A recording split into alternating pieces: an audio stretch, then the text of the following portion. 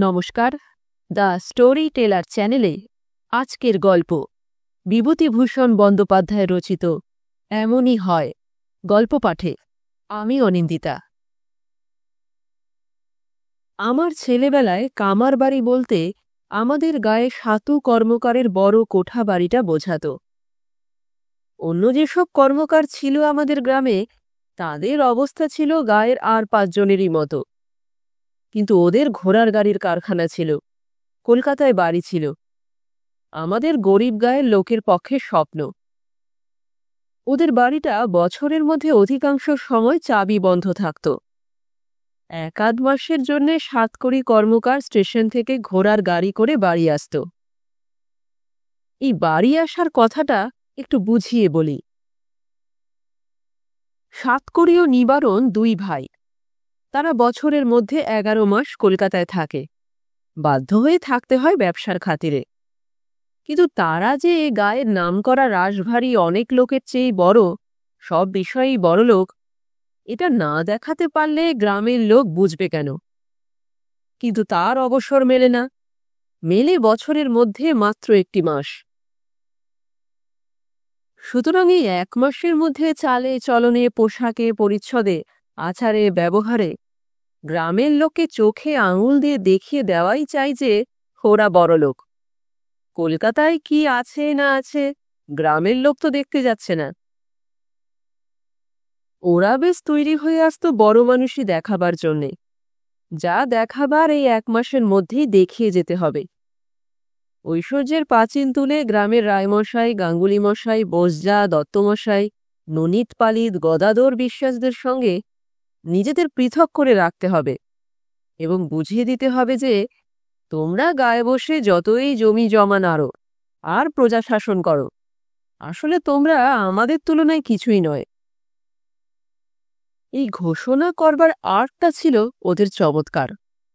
বিদেশে যারা অবস্থাপন্ন হয়ে বাস করে তারা নিজেদের গ্রামে এসে নিজেদের বড়ত্ব প্রচার করবার যে সাধারণ প্রণালী অবলম্বন করে সেটা হচ্ছে পুজোর সময় বাড়ি এসে ধুমধামে দুর্গোৎসব করা, কিংবা একটা পুকুর কাটা, কিংবা দুটোই একসঙ্গে। এদের প্রণালী ছিল আরও সূক্ষ্ম, তত ব্যয়সাধ্য নয়, অথচ আবেদনের গুরুত্বে সফলতর। স্টেশনে নেমে এরা ২খানা ঘোড়ার গাড়ি ভাড়া করে বাড়ি আসত। সঙ্গে থাকত ২টি চাকর, একটি ঠাকুর, একটি ঝি। দামি বিছানাপত্রের মোট ঘোড়ার গাড়ির ছাদে সকলের দৃষ্টি আকর্ষণ করত। ঠাকুর চাকরেরা বসে থাকত ছাদে কোচমানের সঙ্গে। ওদের পরনে থাকত ধপধপে ফর্সা কাপড়। একটা ঝুড়িতে নানা রকমের ফল বোঝাই থাকত। গাড়ি থেকে জিনিসপত্র নামাবার সময় নিবারণ হেঁকে বলতো, ওরে, ফলের ঝুড়িটা সাবধানে নামা, রাঁচির পেঁপেগুলো যেন নষ্ট না হয়ে যায়, আনারস কটা দেখে শুনে নামা। চারিপাশে ইতিমধ্যে গায়ে ছেলেপিলেরা ভিড় করত। ২-১ পথ চলতি লোকও হা করে তাকিয়ে দেখত ভিড়ের মধ্যে থেকে। তাদের মধ্যে হয়তো কেউ বলতো, কর্মকার মশাই বাড়ি এলেন? হয়তো ৭ কড়ি বলতো, তা তো এলাম, কি যে কষ্ট কলকাতা থেকে জিনিসপত্র নিয়ে আসা, তবু তো 2nd ক্লাস রিজার্ভ করে এলাম, তাও মধুপুরের কুজোটা নামাতে গিয়ে ভেঙে গেল। ও ঠাকুর, এই বাক্সটা ধরে নামাও, কাচের বাসন আছে। এ প্রণালীর আবেদন সূক্ষ্মতর, কিন্তু আদৌ ব্যয়সাধ্য নয়। আমরা যে যার বাড়ি এসে ঘটা করে বর্ণনা করতাম আমাদের গরিব বাপ মায়ের কাছে ওদের এই ঐশ্বর্যবহুল সাড়ম্বর গৃহপ্রবেশ। লোকের মুখে মুখে গ্রামান্তরে ছড়িয়ে পড়ত। তারপর ওরা যতদিন থাকত প্রতিদিনে নানা ঘটনায় ওরা বুঝিয়ে দিত ওদের সঙ্গে এ গ্রামের লোকের তফাৎ কতখানি। ৭ কড়ি ছিল বড় ভাই, নিবারণ ছোট। নিবারণের ছেলে ছিল মাত্র একটি, তার নাম সতীশ। তখন তার বয়স ১৯ কড়ি। পড়াশুনো কদ্দূর করেছিল জানি নে, বাবা ও জ্যাঠামশাইয়ের ব্যবসায় শিক্ষানবিশি করত সে সময়। ৭ কড়ি ছিল নিঃসন্তান। ২ বড়লোক ভাইয়ের এই এক ছেলে। তার কাপড়, জামা, জুতো যে ধরনের ছিল আমরা তেমন কখনো চোখেও দেখিনি। হয়তো আমরা তাকে ঘিরে হা করে ওর বাড়ির সামনে পথে দাঁড়িয়ে কলকাতার গল্প শুনছি। ওর জ্যাঠামশাই হেঁকে ডাক দিল, ও সতে, লুচি জুড়িয়ে গেল যে। ঠাকুর কতক্ষণ বসে থাকবে তোমার খাবার নিয়ে? সকলের খাওয়া হয়ে গেল, তোমার কেবল গল্প। আমাদের গ্রামের অনেকে ওদের বৈঠকখানায় গিয়ে বসতেন ওরা বাড়ি এলে। সাতকড়ি দামি শাল গায়ে দিয়ে ৮ আঙুলে 10টা সোনার আংটি পরে রূপোর গড়গড়া টানতে টানতে তাদের সঙ্গে কলকাতার ব্যবসার গল্প করত। তার মধ্যে 1,00,000-2,00,000-এর নিচে কোনো টাকার অঙ্কই ছিল না। আমাদের পাড়ার রায় মহাশয়, বিশ্বাস মহাশয়, গাঙ্গুলি মহাশয়রা হা করে অবাক হয়ে শুনতেন, আর বোধহয় ভাবতেন, এত টাকাও জগতে আছে। সাতকড়ি কর্মকার এইভাবে গল্প শুরু করত, আসুন গাঙ্গুলি দাদা, প্রাতঃপ্রণাম, বসুন, চা খাবেন? না ভায়া, এখনো আহ্নিক হয়নি, থাক। তাহলে সন্ধ্যের সময় অবশ্যই এসে চা খেয়ে যাবেন, ভালো চা। আমার এক খদ্দের চা বাগানের মালিক, রায়বাহাদুর বটকৃষ্ণ দত্ত, লেবু বাগান। তিনিই পাঠিয়ে দেন ফি বছর। বাজারে এ চা নেই, এর নাম অরেঞ্জ পিকো, চা গাছের পাতার কুড়ি থেকে তৈরি হয়। অনিল চক্রবর্তী বলেন, তারপর নিবারণ কেমন কাটল এবার কলকাতায়? নিবারণ গলা ঝেড়ে নিয়ে গম্ভীর সুরে বলল, কাটল ভালোই, তবে খাটতে খাটতে জান বেরিয়ে গিয়েছে। এখানে এসে একটু জিরিয়ে নিয়ে বাঁচলাম। কেন? দাদা সে কথা আর বলবেন না। 50,000 টাকার লোহা কিনে ফেলে রেখে এসেছিলাম পাটনায় এক হিন্দুস্তানি লোহাওয়ালার দোকানে। তারপর সে লোহা আর আসে না। 3 বার সেজন্যেই ছুটোছুটি করলাম সেখানে। আমাকে পাটনার সকলেই চেনে, সকলেই খাতির করে। বাজারে বেরুলেই বলবে, আসুন বাবু। বাবু ছাড়া নাম ধরে কেউ ডাকবে না। তারা বলল, এমন জুয়া চোরের ফাঁদেও আপনি গিয়ে পড়েছেন? সে লোহা বেশি দামে পেয়ে অন্য জায়গায় সে বেচে দিয়েছে। তারপর তারপর তারপর নালিশ মোকদ্দমার ভয় দেখিয়ে উকিলের চিঠি দিয়ে অনেক কাণ্ড করে তবে সে লোহা উদ্ধার করলাম। অনেক টাকা খরচ হয়ে গেল তাতে। সাতকড়ি অমনি উঁচিয়ে বসে আছে। সে অমনি বলবে, টাকা খরচের কথা আর শুনে কি হবে ভায়া? আমাদের পর্তা পড়েছে খারাপ, শুধু বাজে টাকা খরচ লেগেই আছে। পোস্তায় লঙ্কার মহাজন আছে এক মাদ্রাজি, তার হয়ে মাল গোস্ত করতে গেলাম চাটগাঁয়ে। জুরুন বণিক আর হারাধন বণিক চাটগাঁয়েতে বড় আড়তদার।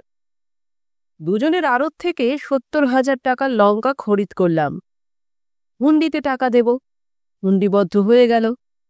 এদিকে মাদ্রাজি টাকা পাঠায় না। আমি ঠায় চাটগাঁয়ে বসে টেলিগ্রাম করলাম, জবাব নেই। তখন নিজে কলকাতায় এসে মহাজনের সঙ্গে দেখা করে খুব বকাঝোকা দিলাম। তারপর বলল, বাবু কসুর হয়েছে, ছেলের অসুখের খবর পেয়ে দেশে চলে গিয়েছিলাম, এই নিন টাকা।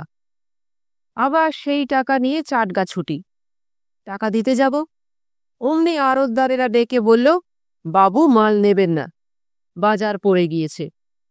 কলম্বো থেকে লঙ্কার অর্ডার একদম বন্ধ। বায়না যা দিয়েছেন যায় যাক, মহাজনের টাকা বাঁচান। আমি জুরুন বণিকের সঙ্গে দেখা না করে সেই রাতেই চলে এলাম চাটগা থেকে। এইবার নিবারণ একটা কিছু বলবে ঠিক করে বসেছিল, কিন্তু চাকর এসে জানালো ভেতরে তাকে মা কি জন্য ডাকছেন। বাধ্য হয়ে তাকে উঠে যেতে হলো। সাতকড়ি কর্মকার সম্বন্ধে একটা গল্প আজও আমাদের গ্রামে প্রচলিত আছে। একবার ওরা বাড়ি এসেছে। সাতকড়ি রাস্তায় পায়চারি করছে গায়ের শাল বাড়িতে খুলে রেখে এসে। এমন সময় পাশের গ্রাম বেলডাঙ্গার হিরু বাগদি চুপড়ি মাথায় কই মাগুর বিক্রি করতে নিয়ে যাচ্ছে। সাতকড়ি ডেকে বলল, এই কি মাছ? হিরু বাগদি ভিন গায়ের লোক, সে সাতকড়িকে চিনত না। গ্রামে সাধারণত ওরা মাছ বেচতে চায় না, কারণ গ্রামের লোকে ঠিক দর দিতে চায় না, তার উপর দাম বাকি রাখে। 3 হপ্তাহ হাঁটাহাঁটি না করলে সে দাম আদায় হয় না। কাজেই সে বলল, মাছ হাটে নিয়ে যাচ্ছি, এখানে মই নামাবো না। নামাও? কণ্ঠস্বরে গম্ভীর কর্তৃত্বের সুস্পষ্ট প্রকাশে বোধহয় ভয় পেয়ে হিরুবাগদি মাছের চুপড়ি রাস্তার ওপর নামালো। অমনি চারিধারে ছেলের দল ছুটে গেল মজা দেখবার জন্যে। সাত করে হিরে বসানো আংটি দিয়ে মাছ দেখিয়ে বলল, কত দর? দর কম হবে না বাবু, হাটের যা দাম তাই নেব। মাগুর 9 আনা আর কই 8 আনা। সাত করে আংটি নেড়ে বলল, 10-20 হাজারে মরিনে, 10-20 হাজারে মরিনে। যত মাছ আছে সবগুলো নামিয়ে দিয়ে যাও। হিরুবাগদি এতক্ষণ মানুষ চেনেনি, সামান্য 1 আঁচশের মাছ কিনতে গিয়ে 10-20 হাজারের কথা বলে, এমন লোকও সে কখনো দেখেনি। মাছ নামিয়ে দিয়ে সে তখন পালাবার পথ খুঁজে পায় না। বাইরে এসে আমাদের বলল, উনি ক্যাডা গো? আমরা বললাম, কামার বাড়ির কর্তা। তাই কি আর মুই চিনি? বাবা, বলে কিনা 10-20 হাজারে মরিনে। মরা বাঁচার কথা মুই কি বললাম?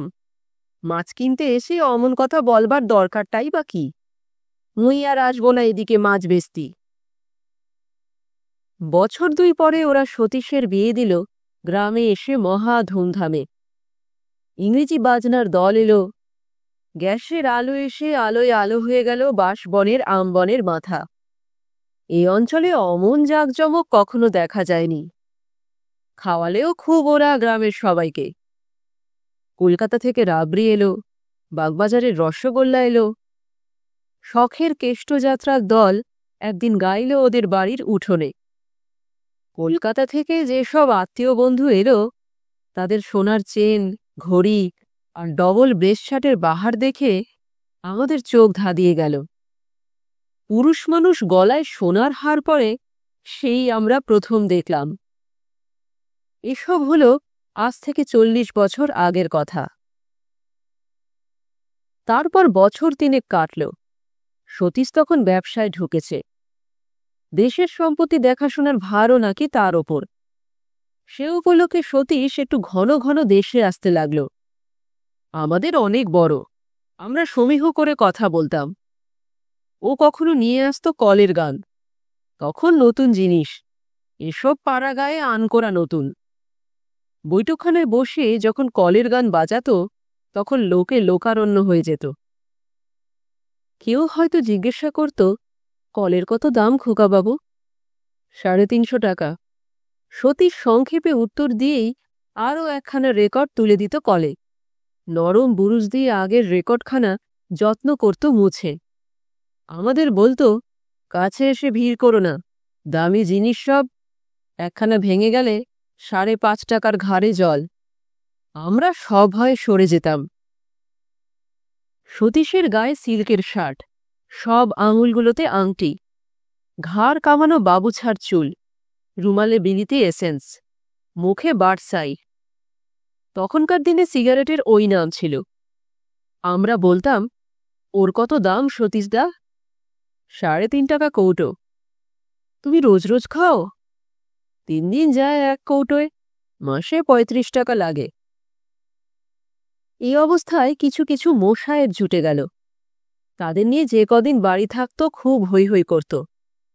আজ নৌকায় উঠে বাজ খেলা, কাল দল বেঁধে বনভোজন। ওর বাড়িতেও মাঝে মাঝে বন্ধুদের নিমন্ত্রণ করে খাওয়াতো, মাংস, লুচি, দই, মিষ্টি। আমরাও বেশি বাদ পড়তাম, কারণ বড়লোকের ছেলের অন্তরঙ্গ বন্ধু হওয়ার আনুষঙ্গিক গুণ আমাদের ছিল না, বয়সও ছিল কম। তারপর স্কুলে ভর্তি হয়ে পড়াশুনো করতে ব্যস্ত হয়ে রইলাম। ইতিমধ্যে সাতকড়ি বাবুর মৃত্যু হল। গ্রামে ধুমধাম করে তা শ্রাদ্ধ করল নিবারণ এসে। ইউরোপের প্রথম মহাযুদ্ধ উপলক্ষে ওদের ব্যবসা নাকি খুব ভালো চলছে। বেশ মোটা টাকা লাভ হচ্ছে লোহার বাজারে। তখন স্কুলে ওপর ক্লাসে পড়ি, মনে তত সংকোচ নেই। একদিন নিবারণ কর্মকারের কাছে গিয়ে বসলাম। যেমন হয়ে থাকে, তার বৈঠকখানা গ্রামের অনেক লোক, কেউ চা খেতে, কেউ মন রাখতে। আমি বললাম, কাকা, আপনাদের সেই মাদ্রাজি মহাজন আছেন? তিনি নেই, তার ছেলে এখন ব্যবসা দেখে। এই তো সেদিন বিয়ে হলো, 1.5 লক্ষ টাকা খরচ করে। 1.5 লক্ষ? সে আর এমন কি বেশি। নাম কি মহাজনের? কর্তার নাম কে.বি. রামনাথন চেট্টি। সেই নামেই ফার্ম, মস্ত বড় কারবার। ঝাল, হলুদ, তেঁতুল, চাল এইসব চালান দেয়। বম্বে, কলম্বো, রেঙ্গুন আর সিঙ্গাপুরে ওদের ব্রাঞ্চ। আমি তো বড় ব্রোকার ওদের ফার্মের। এবছর 55,000 টাকার ঝাল কিনলাম পূর্ববঙ্গের মোকাম থেকে। আমি না হলে ওদের কাজ চলে না। ঝাল খরিদ আর কেউ করতে পারে না, বড় শক্ত কাজ। সতীশকে লাগিয়েছি আমার কাজে। ওকে পাঠালাম দৌলত খাঁ মোকামে, আমি রইলাম বরিশালে। মহাজন বলল, যত পারো কেনো। আমি টেলিগ্রাম করলাম, ঝালের বাজার এবার খারাপ, কিনব না। 55,000 টাকার মাল কিনলাম বাপ বেটায়। আমাদের গ্রামের ভদ্রলোকেরা 55,500 টাকা এক জায়গায় কচ্ছিত কখনো দেখেছে। টাকার অঙ্ক শুনে শুধু হাঁ করে চেয়ে থাকে। একদিন দেখি সাতকড়ি বৈঠকখানায় বসে লোকজনের মাঝখানে কি একটা নকশা বার করে সকলকে বোঝাচ্ছে। সেটা নাকি কলকাতার হবু বাড়ির নকশা। কটা ঘর হবে, কোথায় মোটরের গ্যারেজ হবে, এইসব বোঝাচ্ছে সমবেত গ্রাম্য ভদ্রলোকদের। এইভাবে চলত ওদের কাজ আমার স্কুল কলেজের দিনগুলিতে। ভাগ্যলক্ষ্মী ওদের ললাটে নিজের হাতে তিলক এঁকে চিহ্নিত করে দিয়েছেন। নিজে শাক বাজিয়ে টাকার থলি তুলে দিয়েছেন ওদের কলকাতার বাড়ির দামি লোহার সিন্দুকে। এরপর অনেক দিন কেটে গেল। বিদেশে বেরিয়েছি চাকরি করতে। গ্রামের সঙ্গে সম্বন্ধ কম, ওদের খবর তত কানে পৌঁছয় না। তবে এটুকু শুনেছি, সতীশের বাবা ঝালের ও লোহার কারবার ফেলে পরলোকে প্রস্থান করেছেন। সতীশই এখন কারবারের মালিক। একবার পুজোর সময় দেশে এসেছিলাম 7 দিনের জন্যে। সতীশও সেবার এলো তার স্ত্রী পুত্র নিয়ে ঝকমকে এক নতুন মোটরে চড়ে কলকাতা থেকে। 6 দিন মাত্র রইল। দুজন কলকাতার বন্ধুও সঙ্গে এসেছে। খুব হৈ হৈ করল। সন্ধেবেলা ওদের বৈঠকখানায় গেলাম। গিয়ে দেখি বন্ধুদের নিয়ে সতীশ মদ খাচ্ছে। আমাকে দেখে বলল, আরে এসো এসো রামলাল, আজকাল কোথায় আছো? শিলিগুড়ি। ভালো আছো সতীশদা? চলে যাচ্ছে। গাড়ি নতুন কিনলে? হ্যাঁ, পুরনো অস্টিনখানা বেচে নতুন মডেলে নিলাম। মদ খাও নাকি? সতীশ তাচ্ছিল্যের হাসি হেসে বলল, ও তো গায়ের ব্যথা মারতে। যে খাটুনি খাটি, সন্ধেবেলাটা একটুখানি না খেলে বাঁচব কি করে। এদের সঙ্গে আলাপ করিয়ে দিই। ইনি হচ্ছেন বাবু কৃষ্ণপদ কুণ্ডু। হাটখোলায় গদি আছে, মস্ত বড় লোক। আর এর নাম কুমুদবন্ধু সরকার। হাওড়ায় রাইস মিল আছে, বড় ধনী ওখানকার। 7খানা বাড়ি গঙ্গার এপারে। বন্ধুটি বিনয়ের সঙ্গে বলল, না না, শুনবেন না, ধনী না ইয়ে, ওসব বাদ দাও সতীশ, অন্য কথা পারো। ব্রিজ খেলতে জানো রামলাল? না সতীশদা। চা চলবে? তোমার তো এসব চলবে না। চাও খাবো না, খেয়ে এলাম। তোমরা বসো, আমি উঠি। আমি সেখান থেকে সরে পড়লাম, কারণ সে সময় বাড়ির মধ্যে থেকে চাকর ডিশ ভর্তি খাবার নিয়ে এলো ওদের জন্যে। তার পরদিন দেখি সতীশ নদীতে নৌকা করে বন্ধুদের সঙ্গে নিয়ে বন্দুক হাতে পাখি শিকারে বেরিয়েছে। সে যে বাড়িতে বসে মদ খায়, এতে গ্রামের লোকে দেখলাম দোষ ধরে না। বড় লোক তো খাবেই, ওদের সব শোভা পায়। ভাবটা এইরকম। সতীশ পাখির শিকার করে, বারোয়ারির চাঁদা দিয়ে। ক্যামেরা নিয়ে ছবি তুলে গ্রাম গুলজার করে। তার ঝকঝকে নতুন মডেলের অস্টিন হাঁকিয়ে বন্ধুবান্ধবের সঙ্গে খুব আমোদ করে বেড়ায় এই ৫-৬ দিন। ৬টা দিনে ৬ বছরের ফুর্তি ওড়ালো। আমাকে বলল, একদিন যেও হে রামলাল, আমাদের কলকাতার বাড়িতে। কবে যাব সতীশদা? ৭ দিনের ছুটিতে এসেছি, আবার চলে যাব। তুমি কদিন আছো? আছি কই, একটা থিয়েটার খুলব ভাবছি, তা নিয়ে বড় ব্যস্ত। অ্যাক্টর অ্যাক্ট্রেস ঠিক করতে হবে, অনেক কাজ। নতুন খুলবে? হ্যাঁ ভাই, আর্ট থিয়েটার, একেবারে নতুন জিনিস। হয় যদি তবে একটা নতুন জিনিস হবে। ঝাল হলুদ নিয়ে আর ভালো লাগে না, এবার অন্য পথ ধরব। আগের ব্যবসা একেবারে ছেড়ে দেবে? না, সেও থাকবে। বিখ্যাত অ্যাক্টর শরৎবাবুর নাম শুনেছ? তিনি হলেন আমার এই বন্ধু কুমুদের শালা। কুমুদকে দিয়েই তাকে নামাবো আমাদের থিয়েটারে। তোমাদের সেই মাদ্রাজি মহাজন আছে? তাদের সঙ্গে আমার একটু গোলমাল চলছে।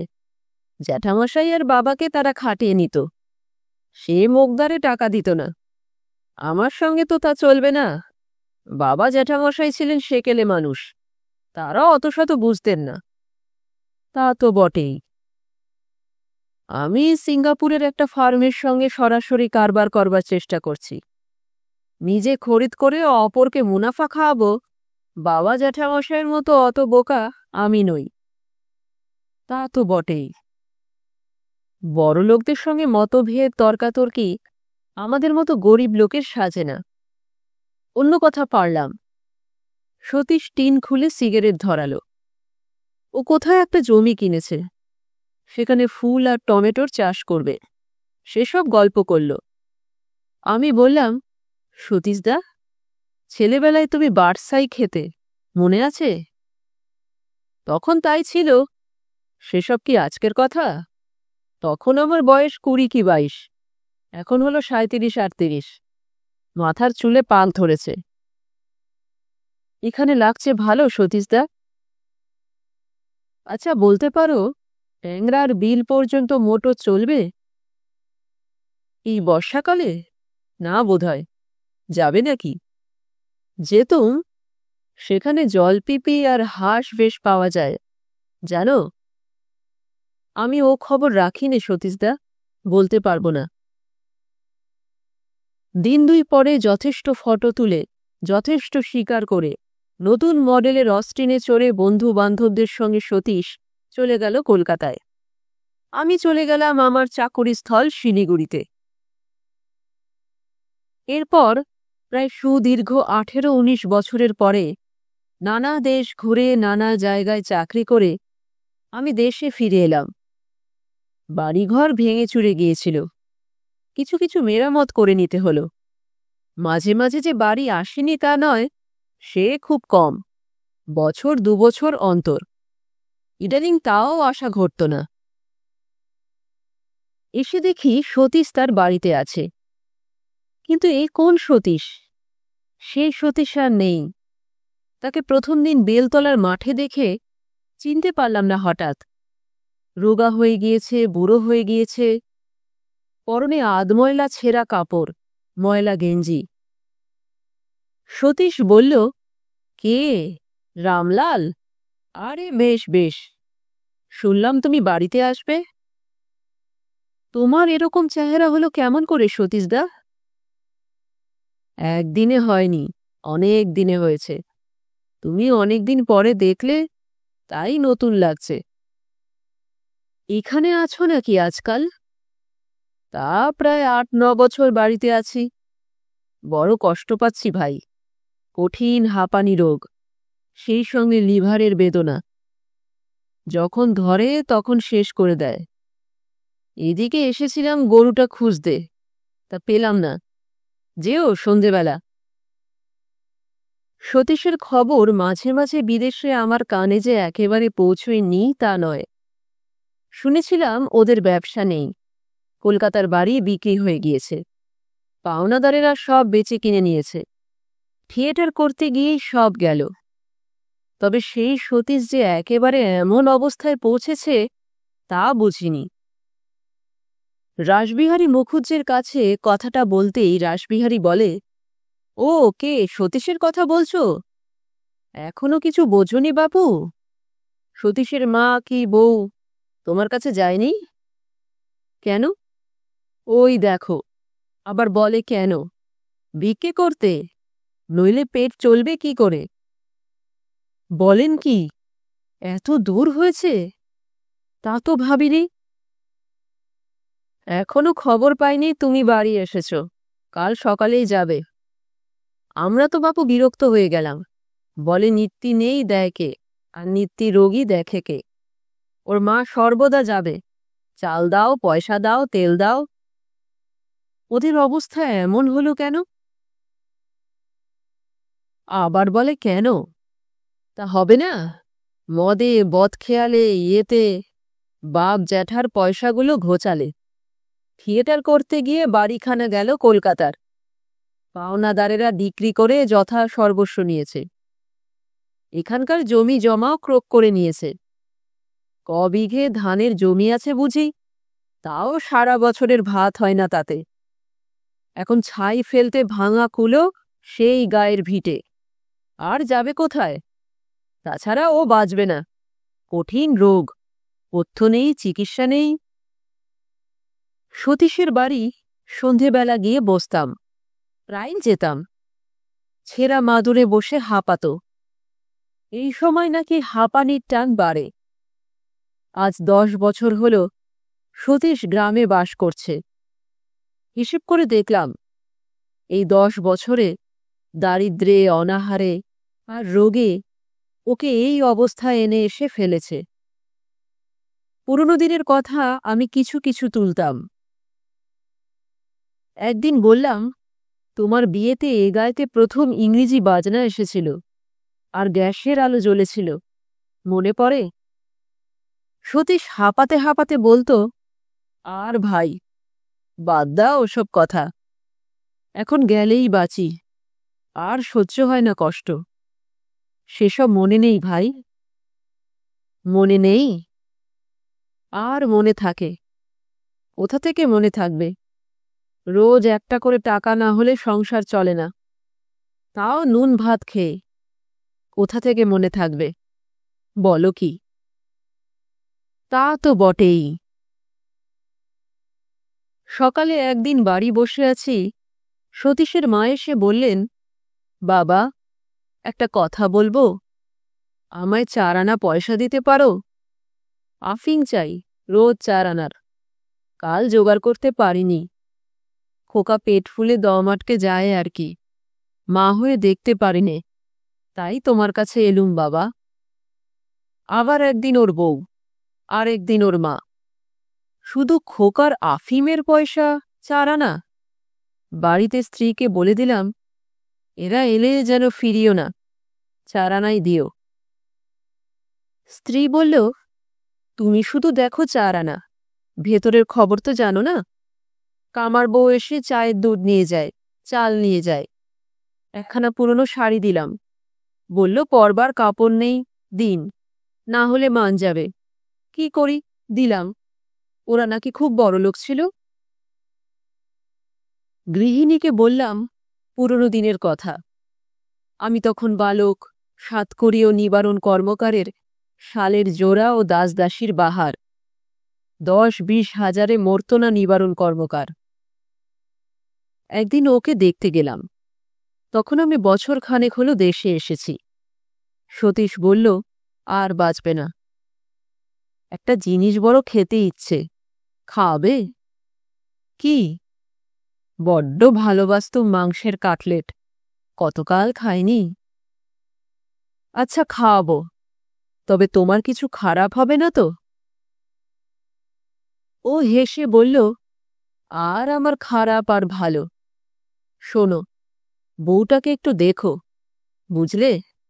ভালো মানুষের মেয়ে, বড় খোয়ার করলাম, কষ্ট হয়। তুমি বরং। হাপের টানে ও আর বেশি কিছু বলতে পারল না।